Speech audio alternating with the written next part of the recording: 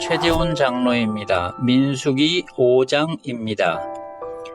여호와께서 모세에게 말씀하여 이르시되 이스라엘 자손에게 명령하여 모든 나병 환자와 유출증이 있는 자와 죽음으로 부정하게 된 자를 다 진영 밖으로 내보내되 남녀를 막론하고 다 진영 밖으로 내보내어 그들이 진영을 더럽히게 하지 말라.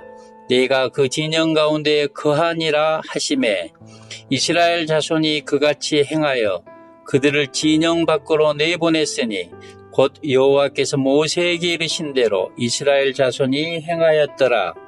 여호와께서 모세에게 말씀하여 이르시되 이스라엘 자손에게 이르라. 남자나 여자나 사람들이 범하는 자를 범하여 여호와께 거역함으로 죄를 지으면 그 지은 죄를 자복하고 그 죄 값을 온전히 갚되 5분의 1을 더하여 그가 죄를 지었던 그 사람에게 돌려줄 것이요.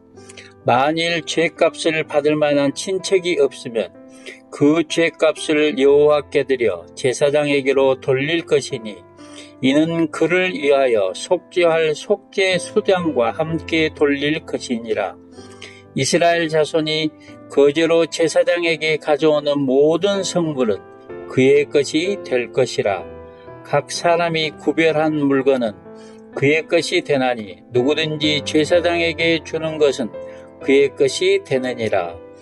여호와께서 모세에게 말씀하여 이르시되 이스라엘 자손에게 말하여 그들에게 이르라. 만일 어떤 사람의 아내가 탈선하여 남편에게 신의를 저버렸고 한 남자가 그 여자와 동침하였으나 그의 남편의 눈에 숨겨 드러나지 아니하였고 그 여자의 더러워진 일에 증인도 없고 그가 잡히지도 아니하였어도 그 남편이 의심이 생겨 그 아내를 의심하였는데 그의 아내가 더럽혀졌거나 또는 그 남편이 의심이 생겨 그 아내를 의심하였으나 그 아내가 더럽혀지지 아니하였든지 그의 아내를 데리고 제사장에게로 가서 그를 위하여 보릿가루 10분의 1 에바를 헌물로 드리되 그것에 기름도 붓지 말고 유황도 두지 말라.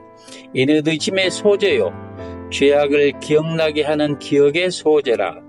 제사장은 그 여인을 가까이 오게 하여 여호와 앞에 세우고 토기에 거룩한 물을 담고 성막 바닥에 티끌을 취하여 물에 넣고 여인을 여호와 앞에 세우고 그의 머리를 풀게 하고 기억나게 하는 소재물 곧 의심의 소재물을 그의 두 손에 두고 제사장은 저주가 되게 할 쓴 물을 자기 손에 들고 여인에게 맹세하게 하여 그에게 이르기를 내가 내 남편을 두고 탈선하여 다른 남자와 동침하여 더럽힌 일이 없으면 저주가 되게 하는 이 쓴물의 해독을 면하리라.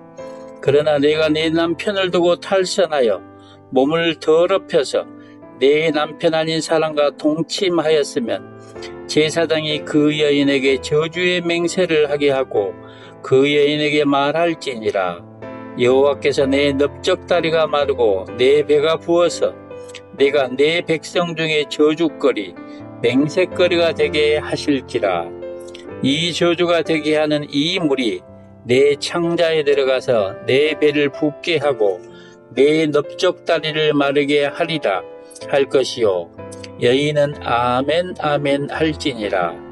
제사장이 저주의 말을 두루마리에 써서 그 글자를 그 쓴물에 빨아놓고 여인에게 그 저주가 되게 하는 쓴물을 마시게 할지니 그 저주가 되게 하는 물이 그의 속에 들어가서 쓰리라.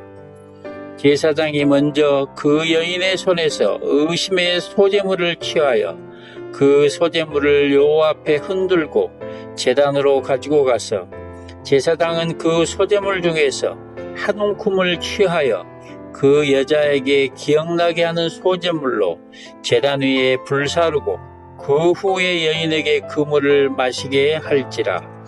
그 물을 마시게 한 후에 만일 여인이 몸을 더럽혀서 그 남편에게 범죄하였으면 그 저주가 되게 하는 물이 그의 속에 들어가서 쓰게 되어 그의 배가 부으며 그의 넓적다리가 마르리니 그 여인이 그 백성 중에서 저주거리가 될 것이니라. 그러나 여인이 더럽힌 일이 없고 정결하면 해를 받지 않고 임신하리라.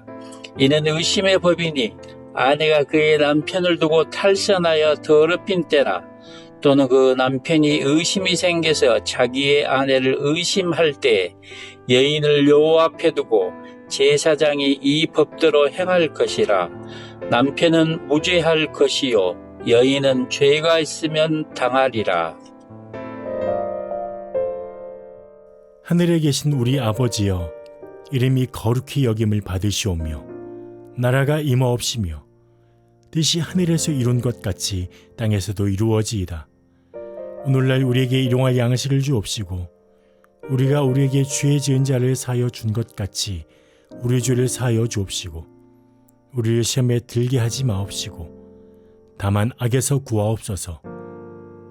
대개 나라와 권세와 영광이 아버지께 영원히 싸움나이다. 아멘.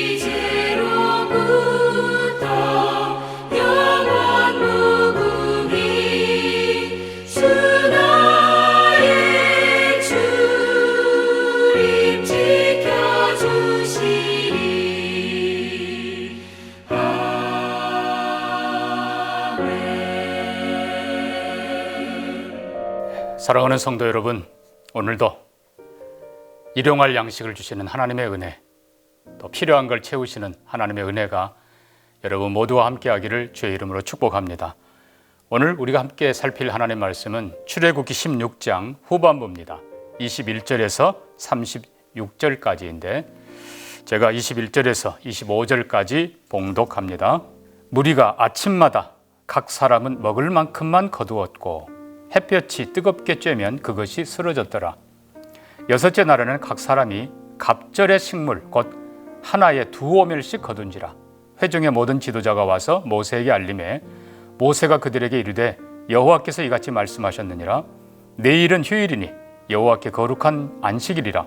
너희가 구울 것은 굽고 삶을 것은 삶고 그 나머지는 다 너희를 위하여 아침까지 간수하라. 그들이 모세의 명령대로 아침까지 간수하였으나 냄새도 나지 아니하고 벌레도 생기지 아니한지라. 모세가 이르되 오늘은 그것을 먹으라. 오늘은 여호와의 안식일인즉 오늘은 너희가 들에서 그것을 얻지 못하리라. 아멘. 어제에 이어서 오늘도 우리가 만나를 주시는 하나님의 은혜를 또 교훈을 함께 살펴보려고 합니다. 우리가 아는 대로 출애굽기는 15장 이스라엘 백성의 애굽에서의 종노릇 하는 데서의 구원, 그리고 이어서 하나님께서는 이스라엘 백성들을 연단시키시고 하나님 백성으로서의 삶의 도리를 자세하게 가르쳐 주십니다. 그중 하나가 오늘 본문이 가르쳐주는 만나의 교훈입니다. 황량한 광야에서 먹을 것을 구하던 이스라엘 백성들에게 하나님은 하늘로부터 만나를 내려 주십니다. 무려 40년 동안이나 한결같이 만나를 주십니다. 예, 우리 하나님은 한결같이 주시는 은혜로운 분이십니다. 무려 한두 달도 아니고 40년을 그렇게 주셨던 분이십니다. 그래서 이스라엘 백성들이 가나안에 들어갈 그때에 만나가 멈췄다고 성경은 기록하고 있습니다. 하나님은 우리의 모든 필요를 채우시는 분이십니다. 문제는 우리가 하나님께 기도하며 감사히 받느냐 아니면 원망하고 불평으로 받느냐인 것입니다. 사실 매일 하나님의 은혜가 하늘로부터 신령하게 내려오는데 감사히 받는 사람은 하나님의 은혜를 기쁘고 즐겁게 더 풍성히 누릴 것이고, 원망하며 받는 사람은 이것밖에 없느냐 원망하며 받는 사람은 결국 광야에서 다 사라져갔던 것을 봅니다. 자, 우리는 특별히 16절을 보면서요, 하나님께서 직접 만나에 대해서 명령하시는 걸 봅니다. 여호와께서 이같이 명령하시기를 너희 각 사람은 먹을 만큼만 이것을 거둘지니 곧 너희 사람 수여대로 각 사람의 한 오멜씩 거두되 각 사람이 그의 장막에 있는 자들을 위하여 거둘지니라 하셨느니라. 하나님께서는 각 사람이, 물론 개인이 다른 뜻하는 건 아닙니다. 장막을 위해서, 함께 거하는 가족들을 위해서. 근데 중요한 것은 한 오멜씩 거두라. 한 오멜은 2리터에 해당됩니다. 성인도 충분히 먹을 수 있는 양인 것이죠. 자, 하나님께서는 이렇게 매일 만나를 풍성하게 내려주셨습니다. 문제는 필요한 만큼만 거두게 하시고 나머지는 그냥 쓰러지게 하십니다. 어떻게 보면 낭비가 아닌가. 그렇지만 우리를 향한 하나님의 훈련인 것입니다. 매일 만나를 주신 하나님께서는 반대로 또 안식일에는 주시지 않으셨습니다. 매일 주시는 만나는 다음 날이면 벌레가 먹어 상했지만 안식일을 위해서 엿새째 갑절로 주신 날에는 상하지 않았더라. 참 신기한 일입니다. 우리는 전체적으로 이 만나를 통해 주시는 하나님의 큰 교훈들을 몇 가지 생각해 보려고 합니다. 첫째는 일과 쉼의 균형입니다. 특별히 엿새 동안 힘써 만나를 매일 아침 거두고 일곱째 날에는 거두지 말라. 내가 만나를 주지 않겠다. 장막에서 쉬라 하신 하나님의 일과 이 쉼의 균형. 그래서 아까 우리가 읽은 것처럼 너희 각 사람이 매일 거두라 하셨습니다. 각 사람이 가능하면 자기의 양식을 위해서, 그냥 한 사람이 여러 사람 거 혹은 한 번 나가서 여러 날치, 하나님은 그렇게 하시지 않은 거예요. 우리가 주기도에서 기도할 때 일용할 양식을 구했던 것처럼 하나님께서는 매일매일 새롭게 은혜를 주십니다. 매일매일 필요한 은혜를 채워주십니다. 그래서 매일 먹는 신선한 것이 우리 몸에 가장 유익하듯이 하나님께서는 그렇게 우리가 매일 수고하고 매일 필요한 것을 신선하게 먹도록 축복하십니다. 그러나 안식일은 다르다고 했습니다.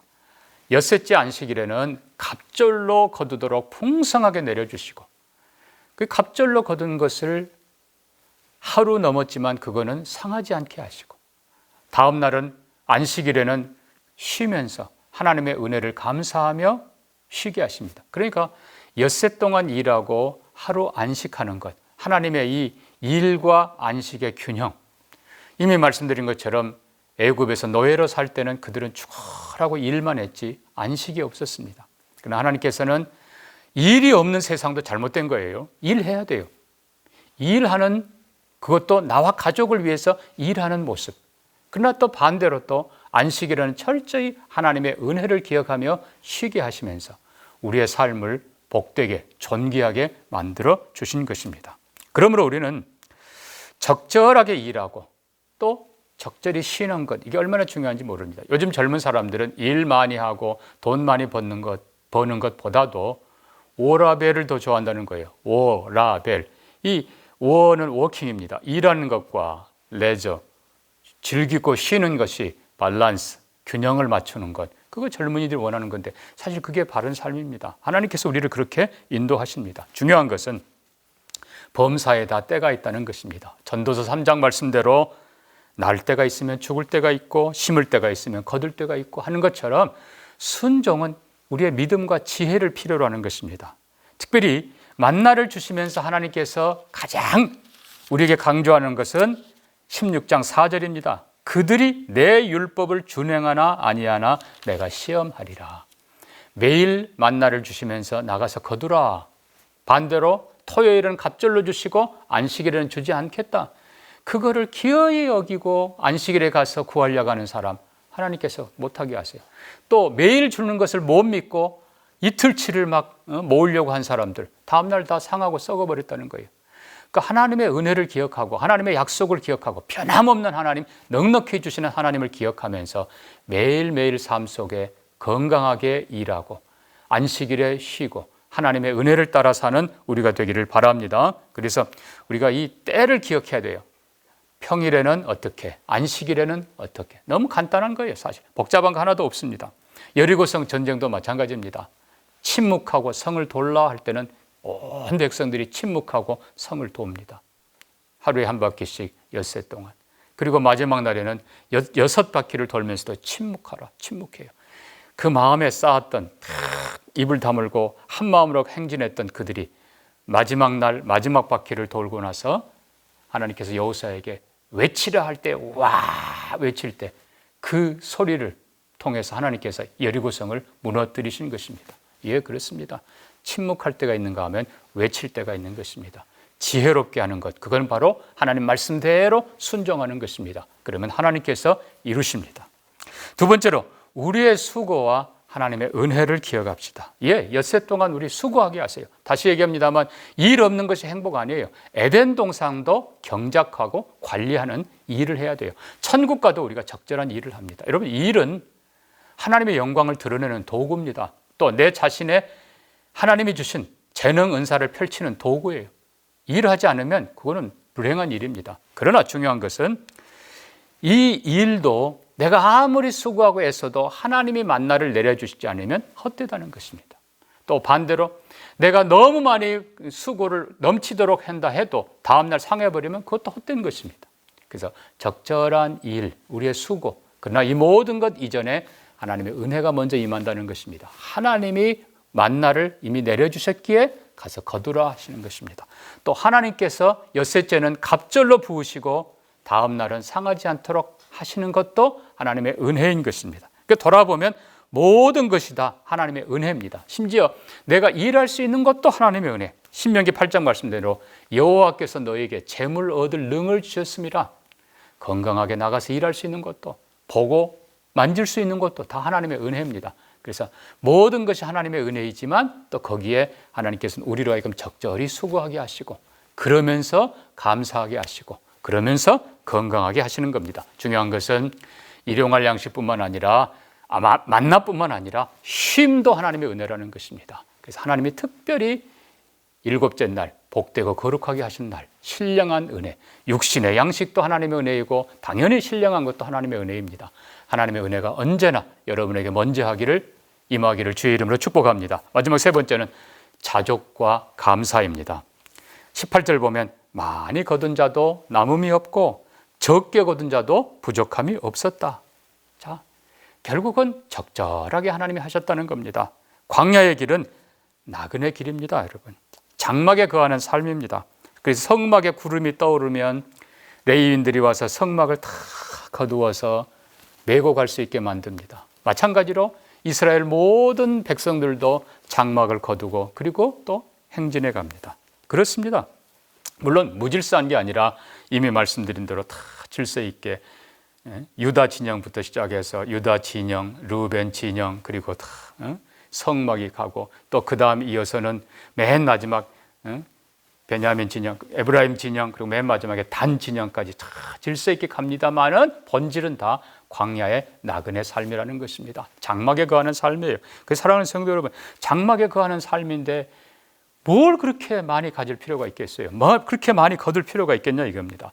매일매일 하나님께서는 만나를 주신다고 약속하십니다. 적절하게 먹는 것이 하나님의 축복입니다. 그래서 하나님이 주시기 때문에 우리는 필요한 만큼 거두는 것입니다. 사람 수만큼 필요한 대로. 그래서 우리가 초대교회도 보면 사도행전 2장 45절에 성도들이 그 소유를 팔아서 각 사람의 필요를 따라 나눠줬다라고 표현합니다. 필요, 중요한 겁니다. 또 빌립보서 4장 11절 이하 보면 바울이 말합니다. 내가 자족하기를 배웠노니 비천에도 처할 줄 알고 풍부에도 처할 줄 알고 내가 일체의 비결을 배웠노라. 사랑하는 성도 여러분, 우리가 더 가지려고 애쓰는 삶이 아니라 할 수 있으면 더 나눠주는 삶을 살기를 바랍니다. 제일 중요한 게 필요입니다. 나의 필요를 넘어서 가족의 필요, 또 이웃도 생각하는 우리가 되기를 바랍니다. 내 일용할 양식을 넘어서서 우리의 일용할 양식을 구하며 주위를 돌아보며 여러분 필요한 만큼 하나님께 더 기도하세요. 필요한 만큼 더 수고하고 일하세요. 만나를 통해 주시는 하나님의 은혜를 하나님께서는 대대로 기억하도록 만나를 한 오멜에 담아서 여호와 앞에 간직하라 하십니다. 그 말은 오늘 우리에게도 똑같은 교훈이 된다는 것입니다. 만나를 통한 하나님의 교훈을 기억하면서 오늘도 하나님의 신령한 은혜가 또 땅에 속한 모든 필요한 은혜가 여러분의 삶 가운데 함께하기를 축복합니다. 적절한 수고 그리고 욕심이 아니라 감사로 또 우리의 모든 수고가 헛되지 않도록 하나님께서 축복하시기를 원합니다. 같이 기도합니다. 하나님 아버지, 우리에게 베푸신 모든 것이 하나님의 은혜임을 기억하고 날마다 순간마다 수고하며 감사하며 살게 하여 주옵소서.